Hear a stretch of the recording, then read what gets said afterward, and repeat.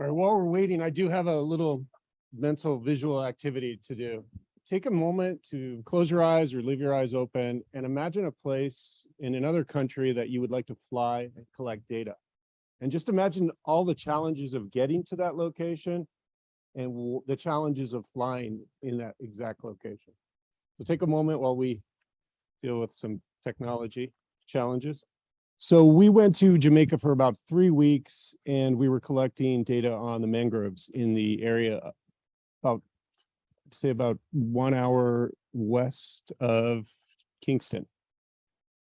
And what I'm going to do is I'm going to talk about some of the challenges, the safety challenges, the overall inherent risks that we took going out there. I came up with this matrix because a lot of the research trips that I've been on, I've noticed that the unsafe margins always get pushed in the pursuit to capture data and not having enough time. And sometimes we've started off with the cost right, the preparation was done well, and we were within the safe margins, but as the trip progressed, we kind of tend to have a tendency to go into these unsafe margins because of a lot of these issues. So the challenges on this trip were simply heat exhaustion. We were dealing with 93-degree weather with 90% humidity. Rain would come in and it'd get very hot. And we were in the field from about 7 a.m. till about 7 p.m. They were long days, about 16 to 18-hour days. And this was one of the primary challenges of being out there. The area and distance and complexity of the mission. We did about 4,000 hectares of flying, and we only had 2 Phantom 4s, and we had a Matrice 3, and we had a wing try that didn't work. The Matrice didn't work.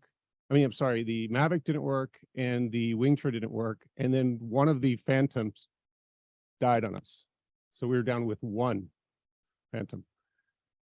It was a learning lesson. It was one of the largest areas that this lab attempted to cover.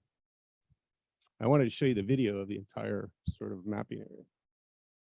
And sure enough, when the one aircraft failed on us, it went out of GPS mode to ADI mode and it just started flying away. And we had to fortunately bring it back in. But the wind was so strong there, we were flying in 20 knots plus. It cracked the airframe of the final drone that we had. I was gone by then. It was a 3-week mission, I believe. I was gone after about 10 days. And so they had to get a new Phantom 4. And we took apart the other one to fix the GPS control. It worked temporarily. We were able to get the wire back in there, but then it failed again. So some considerations: you can never have enough aircraft when you go out in the field, never.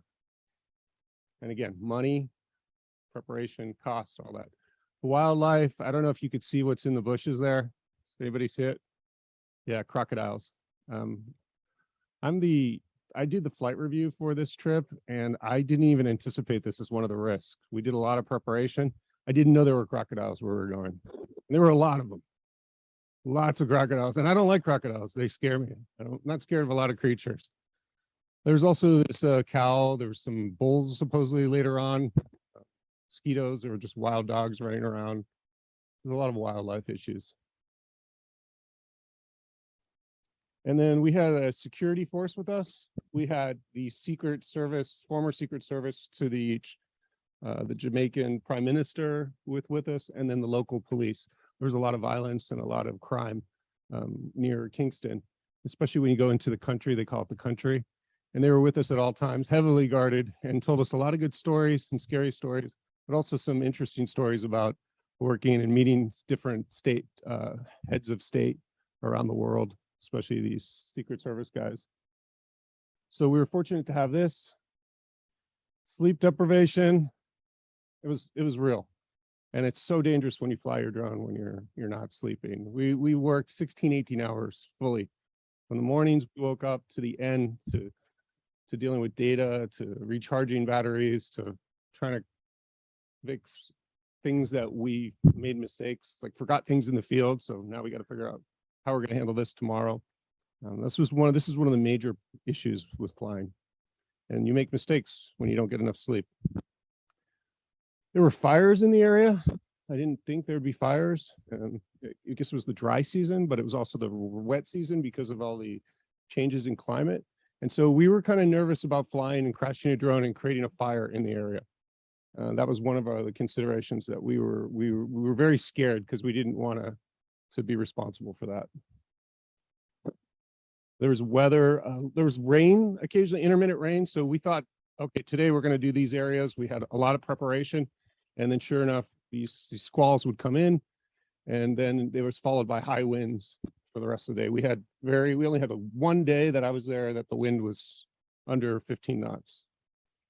Driving is one of the major challenges when you go out into the field.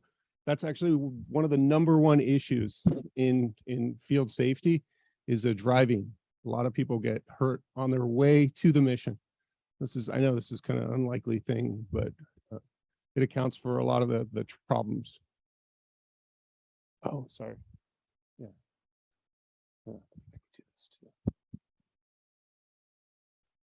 And then we did beyond visual line of sight for the first time. We got authority from the Jamaican Civil Aviation Authority, and they let us go beyond visual line of sight. I can't tell you how nerve-wracking that was, just to send the drone out and then use the map. Some of you flew with me out in the field there, I made you do that activity on the map. Imagine doing it about a mile out and then trying to find your drone and hope that it comes back. We had one aircraft in the area. Luckily, that area was very empty for aviation. They blocked it off, the air traffic control in Kingston for us. But there was one drug helicopter, the equivalent of the DEA, that came in very low. And I'm sure they were below our flight when it came in while we were flying. Fortunately, we didn't hit them. Big sky theory. And so those were the major challenges of flying. And you'll encounter these even locally when you fly. There's so many things that can go wrong. The successes, I highly recommend you get one of these off of Amazon. It's a little checklist, and you can put it on your wrist or your arm. And we were really good every day to follow our checklist. One of our checklists was make sure that the propellers are fixed on tight. And instead of just going up, we did that. And one time, one of the propellers shot off. And that saved us from losing a drone and so many other things that we caught. If we didn't have this checklist, the mission could have gone wrong on a lot of levels. These are the flight logs. I highly encourage flight logs. We had flight logs. We captured all of this information so we can go back and say, what happened at this time? Who was flying this? And if we had to backtrack and figure out what happened or who was flying, we could do that. We had a crew of about 5 pilots. So it was very useful to have this. And then afterwards, we did our post-flight reporting to tally our minutes, our hours, and so forth. We did a daily operations planning briefing. Even if you're working with 2 people, this is a great tool to have just to go over and say what you're going to do, the areas you're going to cover, who's going to do what, the responsibilities. This is part of your CRM, your crew resource management. And then communication. We had communication with the government of Jamaica prior to coming. We had, with the Civil Aviation Authority, we had connections with the University of the West Indies, which wrote us a letter so we can bring the drone in. So if we had any issues at customs, we wouldn't have any problems. We had communication as a team. We had radios. We were constantly communicating with each other on many levels, and with the police as well. The police were communicating with other local jurisdictions. So this was vital to the success of that mission. And we were very well prepared, and also not only with working with those agencies, but all the equipment we brought. It was interesting, we brought these car batteries to recharge and these inverters.